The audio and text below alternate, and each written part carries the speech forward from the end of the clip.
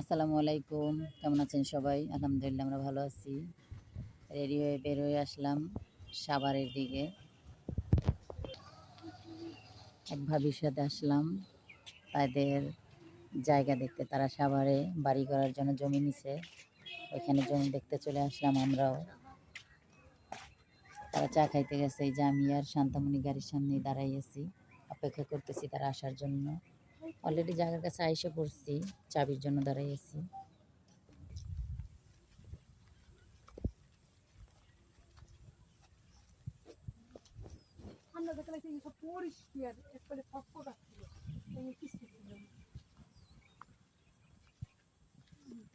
এখন বৃষ্টি নেই, বৃষ্টির লেগে তোমার ঘাস হয়ে গেছে প্রচুর পরিমাণ।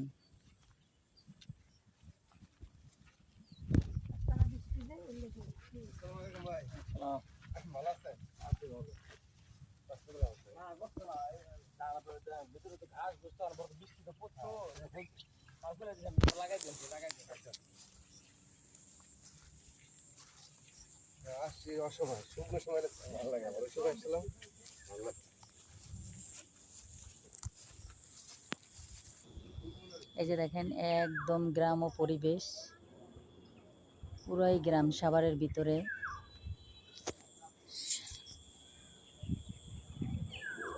ওই যে শাহরুখ আর ওর বাবা আসতেছে, আমি দাঁড়াই আছি একটু সামনে এসে।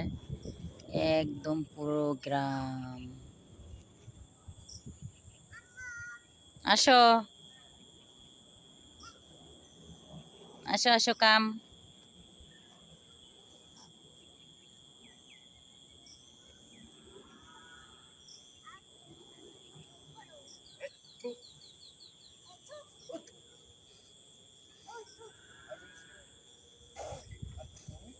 ভাই শাক তুলে শাক শাক। এই যে দেখেন আইসা পড়ছে তারা দুইজন। চাপ। এই দেখেন জঙ্গলের ভিতরে ঢুকছি, কত বড় বড় ঘাস। এগুলো কি চাষ করছে? গরুরে খাওয়ানোর জন্য চাষ করছে। কার কার গরু আছে শেষে সাবার চলে আসেন ঘাস নিতে।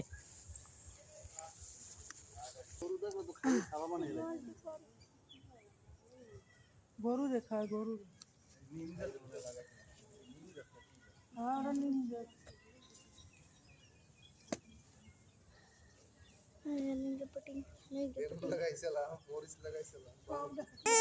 এই যে দেখেন সে কোথায় দাঁড়িয়েছে।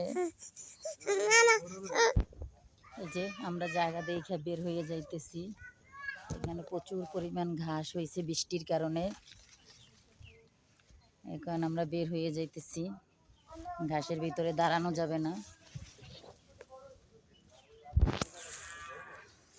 এই যে দেখেন কাঁঠাল গাছে প্রচুর পরিমাণ কাঁঠাল, একদম পুরা গ্রাম। খুব ভালো লাগছে গ্রামের ভিতরে হইলেও, জায়গাটা সুন্দর, ভালো গ্রামের পরিবেশ শহরের ভিতরে। এই যে চারপাশে বাড়ি করা আছে, শুধু ভাবিদের জায়গাটাই ফাঁকা আছে, আর অন্যান্য দিকেও ফাঁকা আছে। এই যে বাড়ি করা, একদম খোলা মাঠের মতো, শুধু ঘাস আর ঘাস। এইভাবে গ্রাম ও পরিবেশে কিন্তু বিকেলবেলা হাঁটতে খুব ভালোই লাগে।